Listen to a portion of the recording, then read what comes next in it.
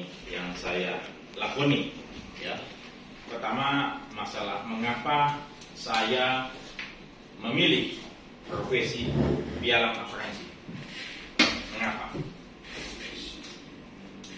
Seperti yang kita ketahui bersama, ya, bahwasannya di luar sana masyarakat Indonesia masih sangat awam, ya, awam sekali, ya, dan mereka tidak peduli dan tidak kritis, tidak mau membaca polis, ya, dan kemudian lebih mudah percaya kepada sahabat, kerabat, keluarga, oke?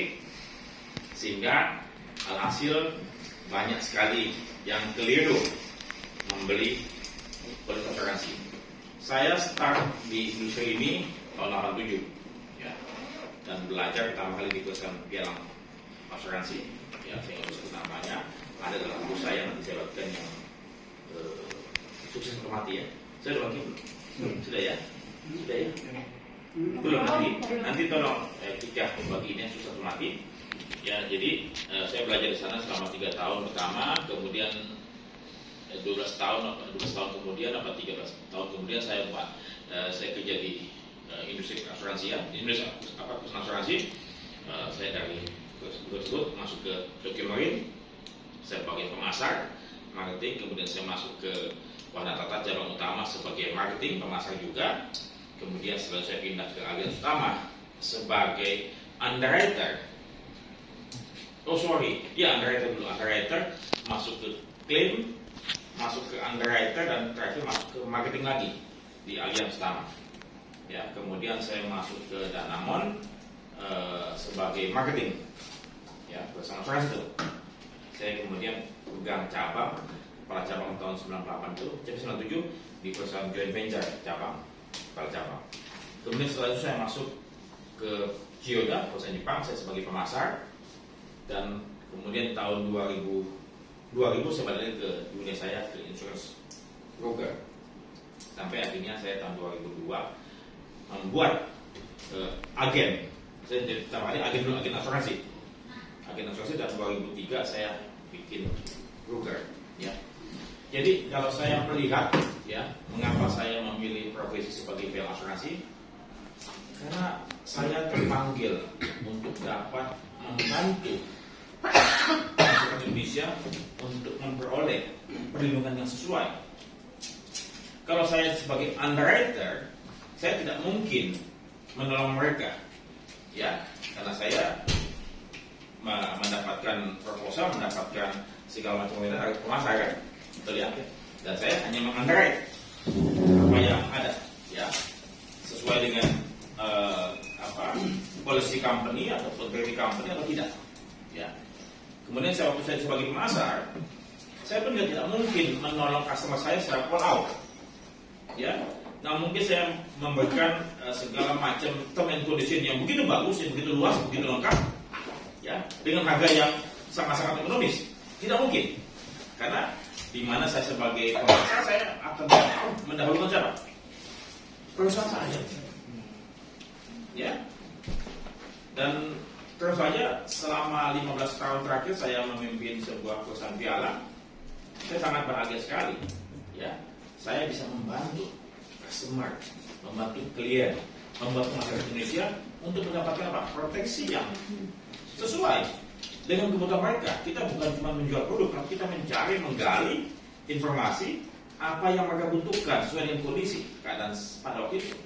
Ya, tidak sekedar cuma menjual, ya, kita semacam penjahit ataupun sebagai desainer untuk memberikan terbaik, ya.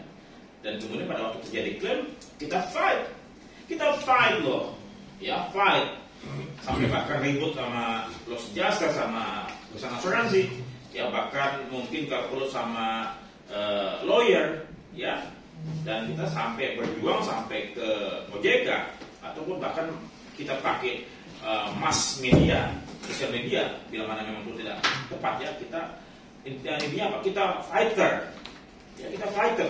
Tapi kalau kata kita di perusahaan asuransi, bagaimana kalian kita bisa membela customer, membayar segala macam apa yang mereka? Ya, makanya mengapa saya memilih profesi sebagai pialang asuransi. Dan di situ memang pekerjaannya Tidak mudah. Yang kita hadapi siapa? Customer tadi yang awam, yang kita mesti educate, ya, perusahaan asuransi seeding ataupun underwriter yang mohon maaf ya, pengen yang minimal, ya minimalis kan. Kemudian bertemu dengan orang klaim juga di sana, ya yang berusaha untuk dapat meminimalisir juga kan, klaim kan, bahkan menolak itu bagaimana. Ya, kadang-kadang berhadapan dengan jasa juga yang tanda petik memihak ke seeding, ya. Padahal los jasa dibayar oleh premi nasabah, gitu loh. Nah, jadi disitulah tantangan-tantangan kita berada di tengah kubu, di tengah beberapa kubu, tapi kita memihak, ya, untuk hal yang benar. Tapi pada waktu nasabah melakukan hal yang salah, kita pun juga tidak membela, tidak boleh membela. Itu yang saya lakukan. Tapi mungkin teman-teman di luar sana ada juga yang tanda petik babi buta, ya, kacamata kuda. Pokoknya nasabah selalu benar. Ada juga logika semacam itu, ada. Tapi itu masing-masing pada pilihan. Kembali pada pilihan kita masing-masing. Kalau saya sih di tempat saya pada waktu itu, saya bilang karena nasabah yang tidak baik, tidak benar, ada. Jangan sampai kita punya reputasi, kita punya hubungan dengan seeding rusak berantakan. Ya, saya tidak mau dianggap kita broker apa, tanda petik asal sudut, enggak. Ya, jadi reputasi di depan perusahaan asuransi kita mesti terjaga. Ya, kalau misalnya memang nasabahnya itu tidak benar, kita akan educate. Saya ikhlas kehilangan nasabah dibandingkan reputasi kita hancur. Nanti kita belajar di integritas yang kedua, di sisi ya, itu di mana kita tanda petik berada di sisi tengah-tengah, mau kemana nih, ya. Jadi kembali lagi tentunya pimpinan perusahaan yang menetapkan. Jadi itu fungsi piala asuransi, mengapa saya memilih itu, karena saya berjuang. Saya tidak mau di comfort zone. Ya, saat ini saya sudah pindah lagi dari piala saya kepada edukator, karena saya mau berjuang untuk itu. Oke, jadi itu profesi piala asuransi mengapa saya pilih. Oke, matikan dulu.